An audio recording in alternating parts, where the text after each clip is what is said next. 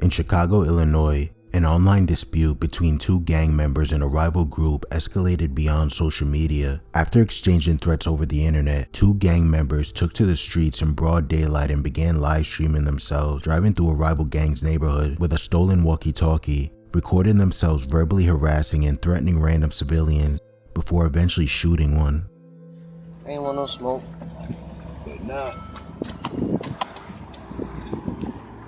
See where we at, Fucking say we hiding. Well, how the f we hiding, bro? Our top's on. Our top is gone. How the f are we hiding? You can't even miss us. Okay. You ain't lying. It's the fucking nicest car driving through these streets. Red leather seats.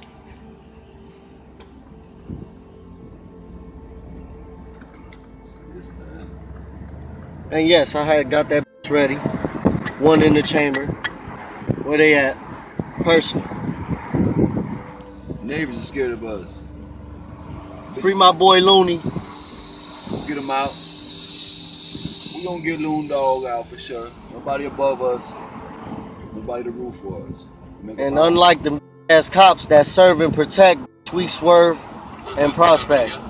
Catch up. They can't protect you from us, that's for sure. They gonna get it too, they getting away. Y'all just better get bulletproof vests and bulletproof helmets. Hey, they telling everybody they run. Yeah, I catch one of them. I catch any motherfucker out here, but Roy. That's that.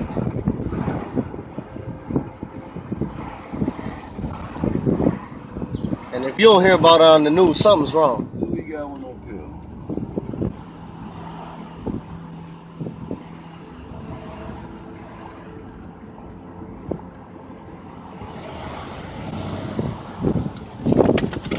What you is? What you is? Huh? You ain't roll up. Alright, this Rose Hood, homie. Ooh, I got thirsty. Niggas spook. See y'all niggas spook? See y'all niggas act when we right up on them? Y'all talking that shit. Promise you that nigga was something. Wasn't no fucking neutron. Y'all was talking about we beating up our neutrons. We was beating up our neutrons. Big homie would got socked the fuck up.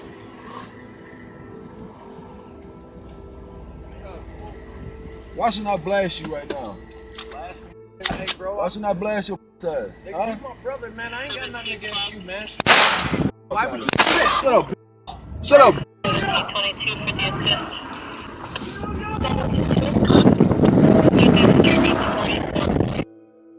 During the live stream, the driver identified as Mario Enriquez shot a man who had no connection to the gang dispute and was simply in the area at the wrong time. But luckily, both Enriquez and the passenger named Edward Melvez were arrested and charged with aggravated assault with a deadly weapon, unlawful use of a firearm, and reckless endangerment, and both men were eventually sentenced to 15 years in prison in 2019.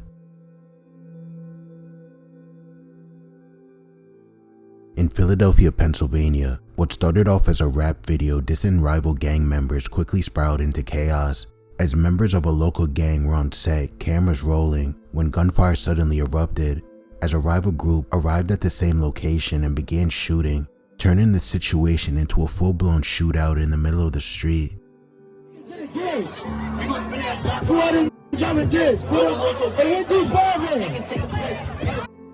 Welcome home, baby girl. We just bust some more blocks. You got some more skills.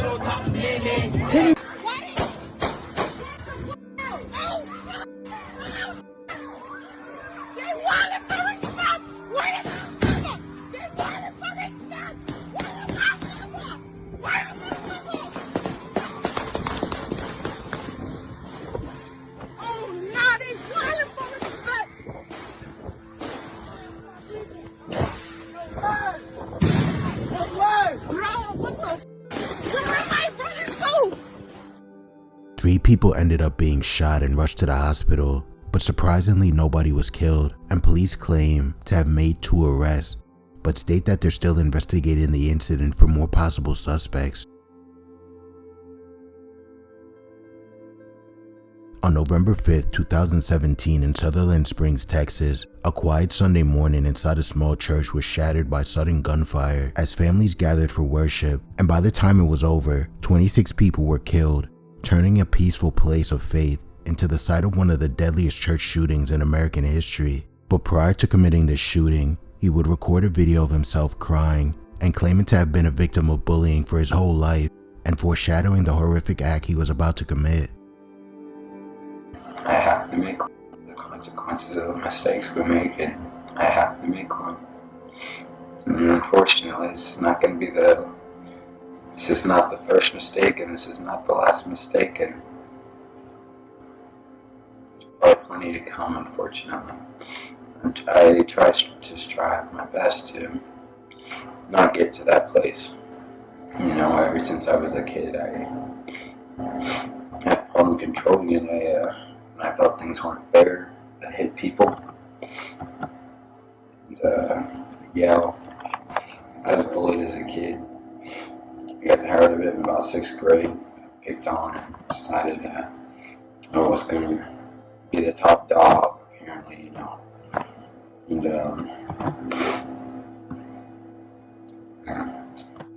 you don't realize how every little thing you do affects your future.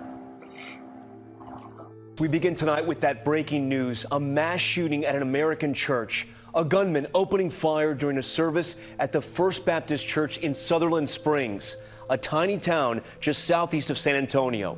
At least 26 people were killed, including the pastor's own 14-year-old daughter. At least 20 others injured, many of them airlifted to nearby hospitals. FBI special agents now on the scene, and this just in, law enforcement officials have identified the suspect as Devin Kelly. You see him there. An entire town in shock as they learn the devastating news. This massacre is now the deadliest church shooting in America and the 4th deadliest mass shooting behind Las Vegas, Orlando, and Virginia Tech. The shooter, who died after a car chase, was 26 years old. He had served in the Air Force but was court-martialed for assaulting his wife and child, then discharged for bad conduct in 2014. One of the big questions, given that record, how did he buy a gun?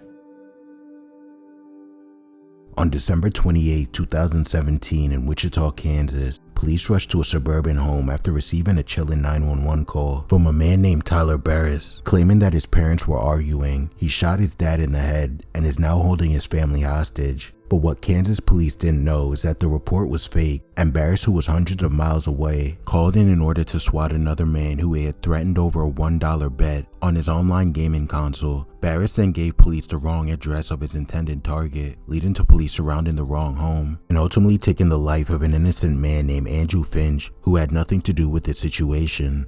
Dad, they were arguing and I shot him in the head and he's not breathing anymore.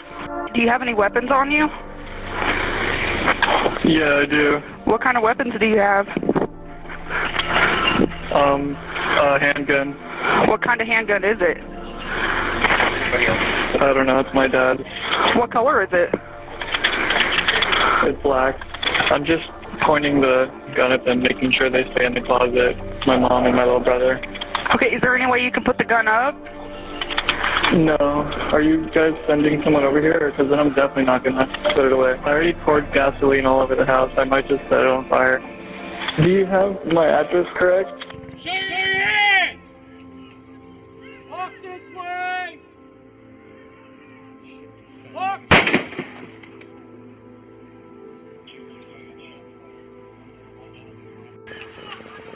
Walk this way! Walk!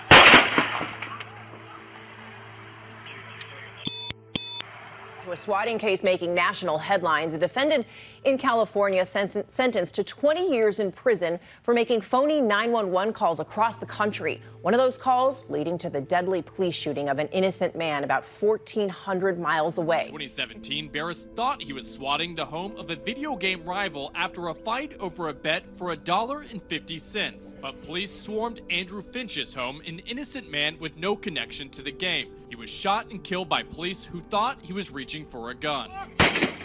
There are no words to express the toll it's taken. Finch's family now wants the police department held accountable, while prosecutors in Kansas hope Barris's stiff sentence sends the message that swatting is no game. Örebro, Sweden, what started off as a normal day at an adult education center turned into one of the country's deadliest mass shootings, as former student named Rickard Anderson, armed and familiar with the building, entered the school and opened fire without warning, causing people to try and hide anywhere they could to prevent crossing paths with him. Many claimed he was socially awkward and expressed frustration with his mental health and financial situation online, leading many to believe this was his way of taking out his frustrations.